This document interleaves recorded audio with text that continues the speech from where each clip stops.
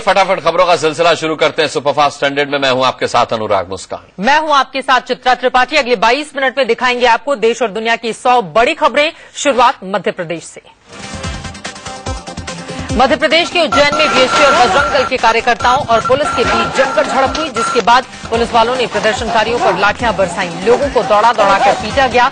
Police ने किसी को भी नहीं छोड़ा। लात, घूंसे, डंडे जैसे मन किया वैसे ही किए। दरअसल बीते दिनों इंदिरा नगर इलाके में कांवड़ यात्रा के दौरान कांवड़ियों पर पत्थर फेंकने और कई कांवड़ियों से मारपीट को लेकर बीएसपी और बजरंग दल के कार्यकर्ताओं में नाराजगी थी। इसी को लेकर ये संगठन प्रदर्शन कर रहे थे। इसी दौरान पुलिस ने लाठियां बरसाई। कांवड़ियों से मारपीट और उन पर पत्थर फेंकने की घटनाओं से भड़के हिंदूवादी संगठनों ने उज्जैन बंद का ऐलान किया था। बंद के दौरान बीएसपी और बजरंग दल के कार्यकर्ता हंगामा कर रहे थे। पुलिस ने इन्हें रोका तो ये पुलिस से भिड़ गए, जिस पर पुलिस ने लाठीचार्ज किया, जिसमें कई प्रदर्शनकारी घायल हो गए। बीएसपी और बजरंग दल के कार्यकर्ताओं ने पुलिस पर पथराव किया, जिसमें कुछ पुलिस वाले घायल हो गए। इसी से गुस्साए पुलिस वालों ने भी प्रदर्शनकारियों को दौड़ा दौड़ाकर पीटा। पुलिस वाले इस कदर गुस्से में थे कि जो भी हद पे चढ़ा उसी को पीट डाला। यूपी के ललितपुर में एक छात्र को बेरहमी से पीटने का मामला सामने आया है। 3 दबंग एक छात्र को कमरे में ले गए, जहां एक दबंग ने मोटे डंडे से उसकी पिटाई शुरू कर दी, जबकि दूसरा छात्र पिटाई का वीडियो बनाने लगा। दबंग ने मोटे डंडे पर से जोर जोर से छात्र की पीठ, कमर और पैरों पर वार किए। छात्र चिल्लाता रहा, लेकिन दबंगों ने उसकी एक न सुनी और पीटते चले गए। तीनों मोहल्ले में खुद को दबंग साबित करने के लिए छात्र की पिटाई का वीडियो बना रहे थे। आरोपियों ने खुद को अपने मोहल्ले का दबंग बताने के लिए छात्र की पिटाई का वीडियो सोशल साइट पर डाल दिया। पीड़ित छात्र के परिजनों ने वीडियो देखकर पुलिस में शिकायत की। पुलिस ने तीनों आरोपियों को गिरफ्तार कर लिया है। दिल्ली में आज वित्त मंत्री अरुण जेटली को पानी की कमी का सामना कर रहे लोगों के आक्रोश का सामना करना पड़ा। कॉन्स्टिट्यूशनल क्लब में आयोजित बीजेपी के कार्यक्रम में हिस्सा लेने पहुंचे अरुण जेटली के सामने द्वारका आरडब्ल्यूए के लोगों ने जमकर हंगामा किया। दिल्ली के कुछ इलाकों में इन दिनों पानी और बिजली की समस्या चरम पर है। इसी से परेशान लोगों ने कॉन्स्टिट्यूशन क्लब में आयोजित वित्त मंत्री के कार्यक्रम में हाथों में तख्तियां लेकर जमकर नारेबाजी की। ये लोग पानी की कमी दूर करने की मांग कर रहे थे। दिल्ली बीजेपी की ओर से आयोजित इस बजट पर चर्चा कार्यक्रम में वित्त मंत्री को दिल्ली की अलग अलग रेजिडेंट वेलफेयर एसोसिएशंस को संबोधित करना था, लेकिन इसी दौरान बिजली और पानी की किल्लत से जूझ रहे लोगों ने प्रदर्शन शुरू कर दिया। नेपाल में भूस्खलन से कम 8 लोगों की मौत हो गई है, जिसके कारण सिंधु पाल्चौक जिले में सुनकोशी नदी की धारा का प्रवाह रुक गया और नदी एक झील में बदल गई है, जिससे नदी के किनारे बसे कई गांवों पर बाढ़ का खतरा मंडरा रहा है। पुलिस के मुताबिक नेपाल की राजधानी काठमांडू से 75 किलोमीटर दूर उत्तर पूर्व में मनखा गांव में एक विशाल पहाड़ अचानक 2 बजे ढह गया, जिसकी वजह से सुनकोशी नदी में कीचड़ और पत्थरों का मलबा भर गया और 2 दर्जन घर दफन हो गए। स्थानीय पुलिस की मदद से राहत और बचाव के काम में लगी सेना और पुलिस ने एक संयुक्त अभियान में 8 शव बरामद किए हैं। मृतकों की संख्या बढ़ने की आशंका है, क्योंकि भूस्खलन में बहुत सारे लोगों के लापता होने की बात कही जा रही है।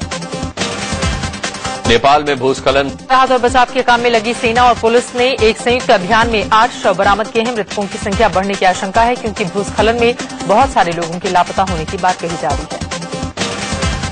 नेपाल में भूस्खलन से कोसी नदी का जलस्तर अचानक बढ़ जाने से बिहार सरकार ने नदी किनारे बसे सुपौल, मधुबनी, सहरसा में हाई अलर्ट जारी किया है। कोसी तटबंध के भीतर बसे लोगों से अपील की गई है कि वो जल्द से जल्द बाढ़ राहत शिविरों में जाकर शरण लें। सरकार ने सुपौल, मधुबनी, मधेपुरा और सहरसा के जिला प्रशासन को राहत शिविरों में शरण लेने वालों को जरूरी सुविधाएं मुहैया कराने का निर्देश दिया है। साथ ही इन जिलों में एहतियातन एनडीआरएफ की टीमें तैनात कर दी गई हैं। दिल्ली में आज बादल जमकर बरसे। बारिश के बाद लोगों को उमस भरी गर्मी से तो राहत मिली, लेकिन कई इलाकों में हुए जल जमाव ने लोगों की परेशानी बढ़ा दी। मुनीर का इलाके में बारिश के चलते सड़कें तालाब में तब्दील हो गई। साउथ दिल्ली के मुनिरका से नजफगढ़ की ओर जाने वाली सड़क पूरी तरह से पानी में डूब गई। आउटर रिंग रोड पर सड़क और तालाब में फर्क करना मुश्किल हो रहा था। पैदल आने जाने वालों तक को परेशानी उठानी पड़ी। बारिश के चलते दिल्ली में मौसम सुहाना हो गया। ऐसे में दिल्ली वालों ने मस्ती का मौका नहीं छोड़ा और इंडिया गेट पर बारिश का मजा लेने के लिए लोगों की भीड़ उमड़ पड़ी।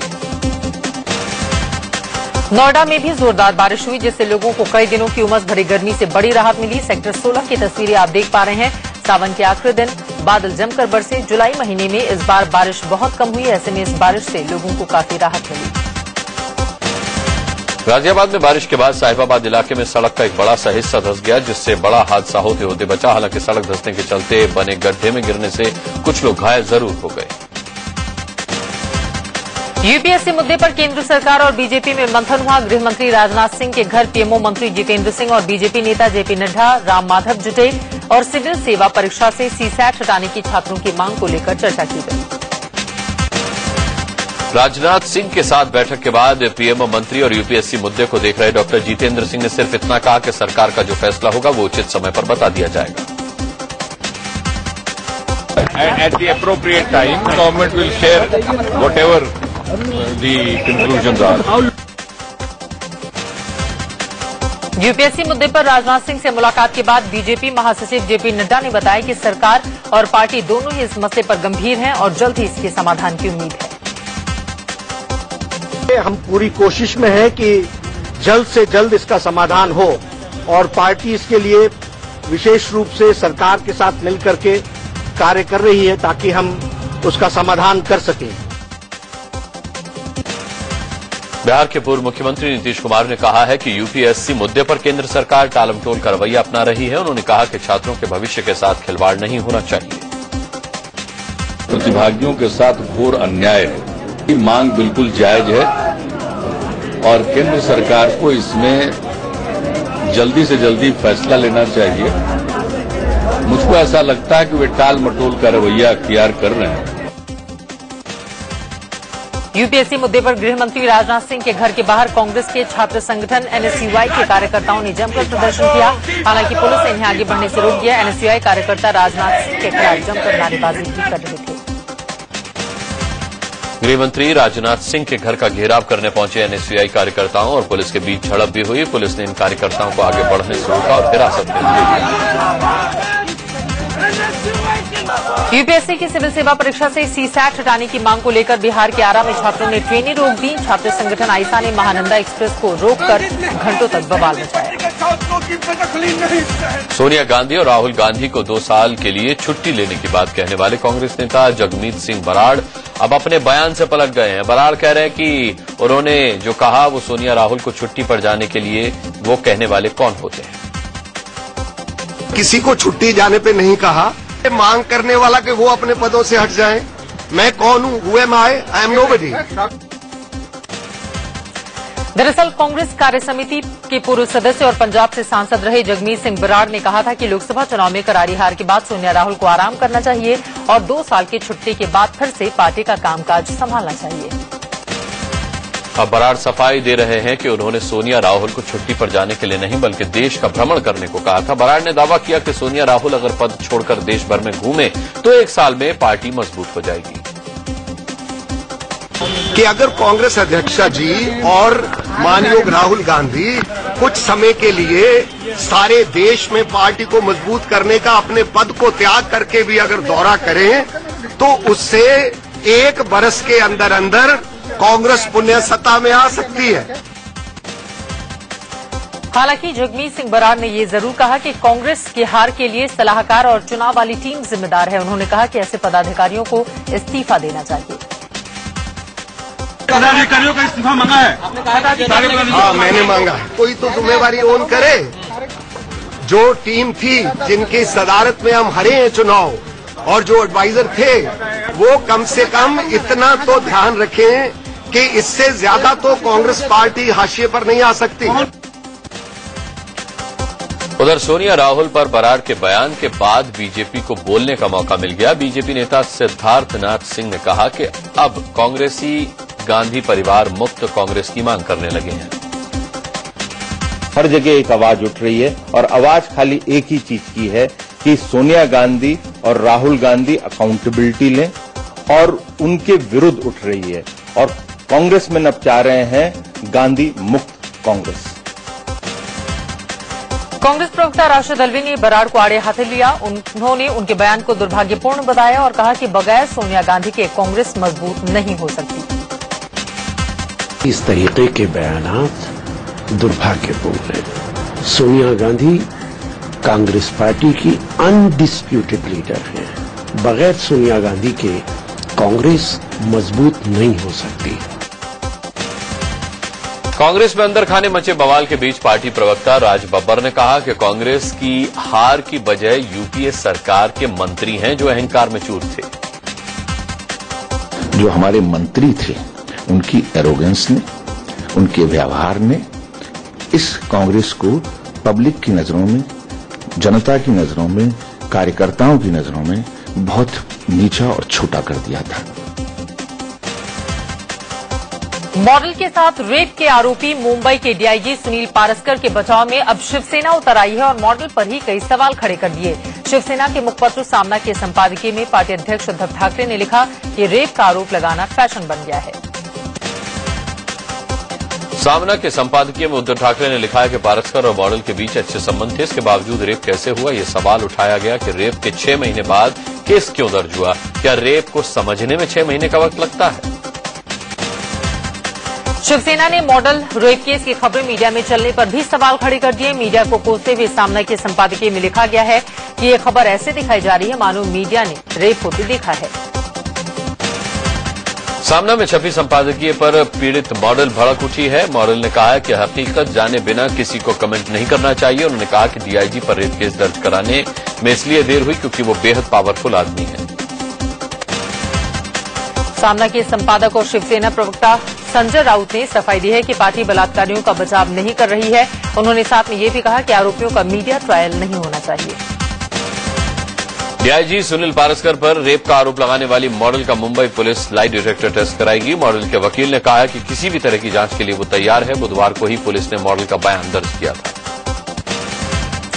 वहीं रेप के आरोपी डीआईजी सुनील पारस्कर का भी लाई डिटेक्टर टेस्ट कराने की तैयारी में पुलिस है। हालांकि गिरफ्तारी से बचने के लिए पारस्कर कोर्ट पहुंचे हैं और 5 अगस्त तक उनकी गिरफ्तारी पर रोक लगी हुई है। मॉडल रेप केस में अभिनेत्री पूनम पांडे का नाम भी उछला है और पुलिस उनसे भी पूछताछ कर सकती है। डीआईजी सुनील पारस्कर पर रेप लगाने वाली लड़की मॉडल ने दावा किया है कि पूनम पांडे के कहने पर ही पारस्कर ने उसे परेशान किया। प्रधानमंत्री नरेंद्र मोदी 3 अगस्त को नेपाल दौरे पर जाएंगे। उसी दिन मोदी की पीएम सुशील कोइराला से प्रतिनिधित्व स्तर की बातचीत होगी। 4 अगस्त को मोदी पशुपतिनाथ मंदिर में भगवान शिव के दर्शन करेंगे।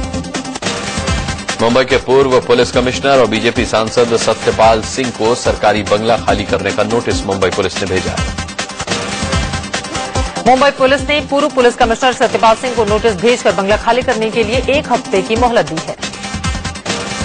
बीजेपी सांसद विजय गोयल के कथित बिहार विरोधी बयान को लेकर आरजेडी सांसद पप्पू यादव ने मोर्चा निकाला।